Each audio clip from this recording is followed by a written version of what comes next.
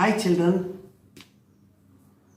today we will discuss about a social reformer from Tamil Nadu, from south, a non-Brahmin, E.V. Ramaswamy Naikar, who sent shockwaves through the society in the south. He used to strike headlines in newspapers for a very long period. It's a huge movement he started. Sri E.V. Ramaswamy Naikar was known as Periyar. Periyar. Periyar means one who is very elderly. Elderly. When do you consider somebody as very elderly? When he has a philosophy of his own, he is advisory to others, he guides others, he leads a clean life, and he becomes the guiding light to the society. Then you call him as Periyar. It's a Tamil word. Mahatma. So E.V. Ramaswamy Naikar was regarded as Mahatma, an elderly person with great reverence by people of lower caste in Tamil Nadu. You have his photo there. No one was calling him as Ramaswamy Naikar in Tamil Nadu. He was known as Periyar. Everyone called him as Periyar. Periyar movement, the movement he started for the upliftment of people of the lower caste was called as Periyar movement. Movement started by Periyar, Periyar movement. A movement led by an elderly, knowledgeable person, a guiding light. E.V. Ramaswamy Naikar was named, was termed, was called, considered as Periyar movement. This movement made sound almost all over the world then. It was a non-Brahmin movement. He isolated the Brahmins. He kept the Brahmins out. Because Brahmins considered themselves as superior, as people who know, who have the Brahmajnana.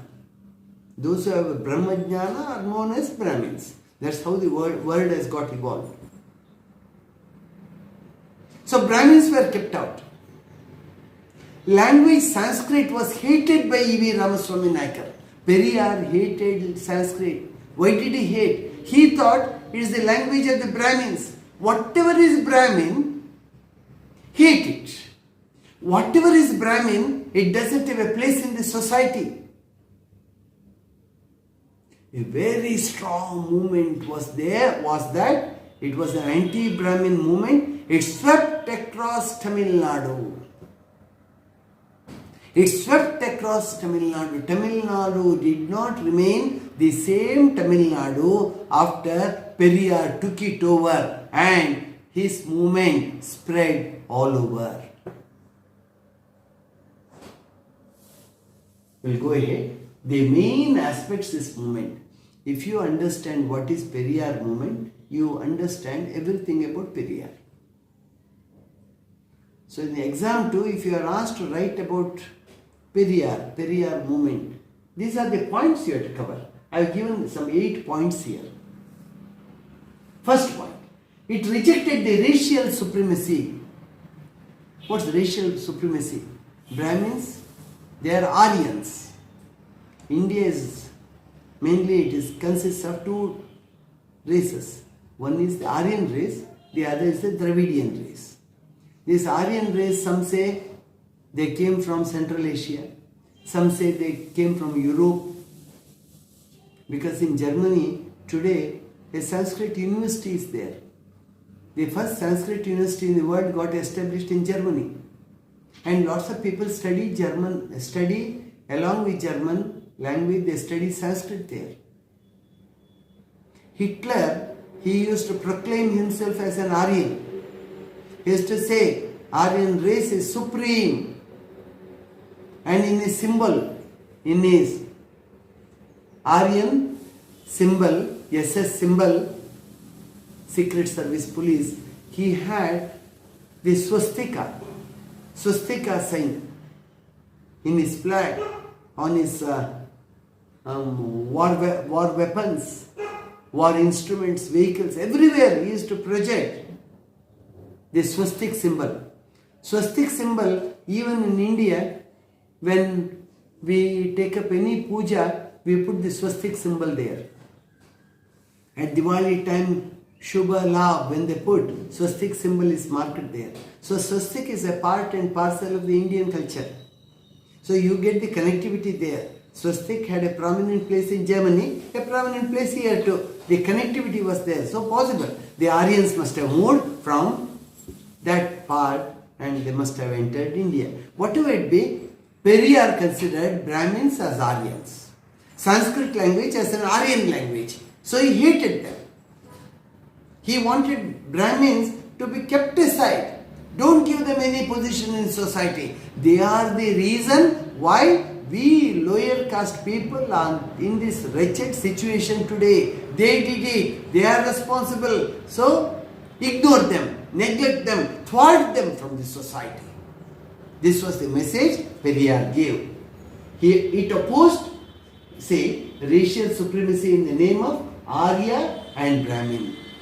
You say you are an Aryan and you look down upon the lower caste. You say you are a Brahmin, you say we are all untouchables.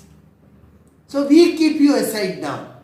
We thwart you from the society. He gave a call to thwart the Brahmins. 2. It opposed Sanskrit language. I told you, Brahmins speak Sanskrit language. They say it is the language of the gods and goddesses. So we will keep it aside. If it is such a supreme language, we don't want it.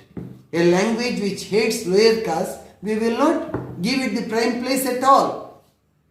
And the language of the Dravidians, he promoted Tamil. He said everyone will speak Tamil. Cast aside Sanskrit, except Tamil. Tamil will be our language. Everywhere we will speak in Tamil, not even English. He hated English too. He said Tamil will be the sole language of Tamilians, Dravidians, lower caste people. It rejected Rama as Vedic leader. You get surprised now.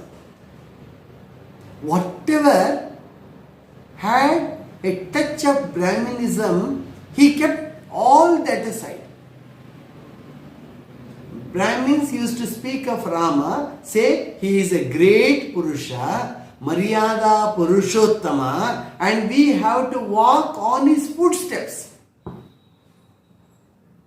Rama is considered great. This is what pinched Periyar. He said, Brahmins worship Rama, they say he is great. No, then we will hate Rama. Rama is a symbol of Brahminism, so we will keep it aside. So whom should we consider as great now? Whom should we worship? We will worship Ravana. See how this society undergoes tremendous change. He said, don't worship Rama, you will worship Ravana. Ravana is great. We will hold it at the helm. We will worship Ravana. So it rejected Rama as Vedic leader. Maryada Purushottama. It said we will accept Ravana as Dravidian leader. Dravidian leader is Ravana. So we will worship. It criticized caste system. E.V. Ramaswamy Naikar, Periyar, he hated it. No one had the courage to speak of it at that time when the Periyar movement was spreading everywhere in Tamil Nadu, in Madras state. It criticized caste and gender-based discrimination, man or woman, male or female, both are equal. Gender discrimination was almost absolutely, it was hated by Periyar. He said both the genders are equal.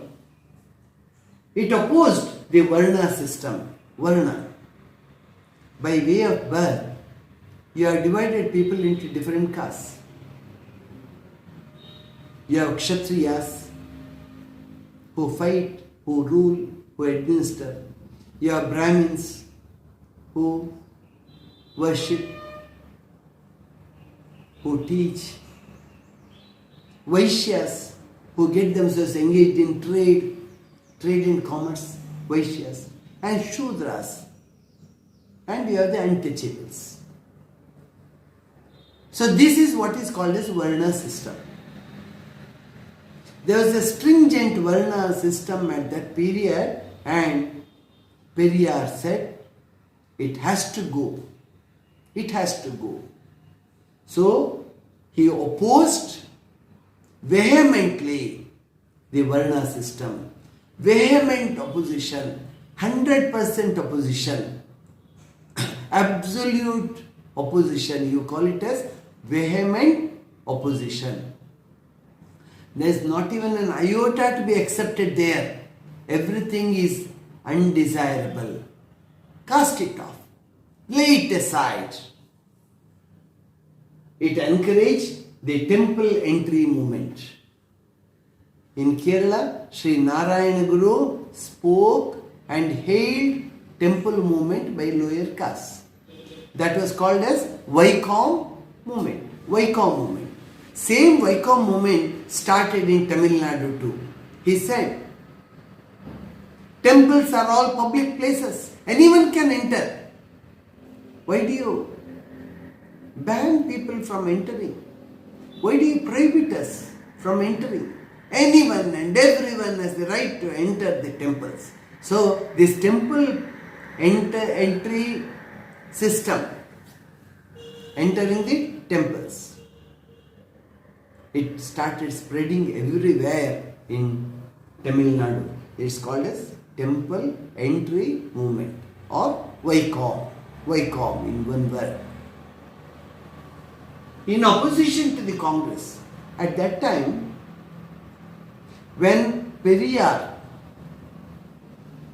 started this movement, Madras was under the rule of Congress party. Congress party had been headed by Brahmins. Brahmins were ruling Madras state, the present Tamil Nadu state. He hated Brahmins. So he said, Congress is not acceptable to us because it is headed by Brahmins. Congress has to be uprooted. Pull down that party. Don't give an opportunity to the Congress party to sit at the helm of affairs and govern Madras. He gave a clarion call. It got admitted. People accepted. People started. They were hating Congress to some extent. Now they got a platform to do that. Congress, Periyar started Dravida Kalagam. He started a party. Periyar felt just a religious movement is not enough. I should build up a political party and fight this system politically too. If you fight politically, you will be able to win with a great margin and force whatever you want into the society. So he started Dravida Kalagam. After Periyar started the movement, Dravida Kalagam, it came into prominence. It started ruling Tamil Nadu. Even till today, no other political party which doesn't have The sympathies of Dravida Kalagam has been able to take roots in Tamil Nadu. This Dravida movement itself gave rise to two parties, not one, two parties. One is DMK, Dravida Munnetra Kazhagam. The other one is Anna DMK, Anna Dravida Munnetra Kazhagam. DMK and Anna DMK. If DMK rules Tamil Nadu, Anna DMK sits in the opposition. If Anna DMK takes over rule, then DMK sits in the opposition and waits for the 5-year term to get over. They pull them down. Usually whichever is ruling loses the next election. People keep on changing there. Other than DMK and AIDMK, All India, DMK and DMK, you don't find any other national political party coming into power in Tamil Nadu. You can very well make out how powerful and influential was Periyar then when this movement took place. This movement actually took place after we got independence. It's the latest movement. It brought about ripples. It brought about a total change ultimately in Tamil Nadu. The political system changed. Everyone in Tamil Nadu wants to either support DMK or Anna DMK. Anna DMK is All India DMK. Why? Other than these two parties, no one else is in a position to win the election. That is a secret. Okay, we move ahead. In opposition to the Congress, Periyar started Dravida Kalagam. Periyar became an ideological symbol for the Dravida movement. Now the Dravida movement has given birth to two political parties there. Even today, the point is explained here. Even today, all the political parties in Tamil Nadu have retained the word Dravida. Without that word Dravida, no one wants to name his political party. Dravida word should be there. They know if the word is not there, they don't win. Dravida is symbolic of the low-born. Dravida is the symbolic of all lower level parties, considered lower level parties in Tamil Nadu, other than Brahmins. They all have come under the shelter provided by the Dravidian Periyar movement. All the political parties in Tamil Nadu have retained the word Dravida with their names. It has turned to be an ideological symbol for them. It's become an ideology. It's just not a nomenclature. It's a way of life. It has turned to be, Dravida has turned to be a way of life. Yes, we are the poor. We are the outcasts. We did not have a place in the society for ages together. Today we rule. We the Dravidians rule, and we won't give any room for the Aryans to take over. So this is quite interesting how a man by Periyar, Ramaswamy Naikar, took over the very political and religious edifice of Tamil Nadu and bossed over. Thereby, social reformation too took place. In removing the caste system, the movement of Periyar has done a wonderful job. Thank you.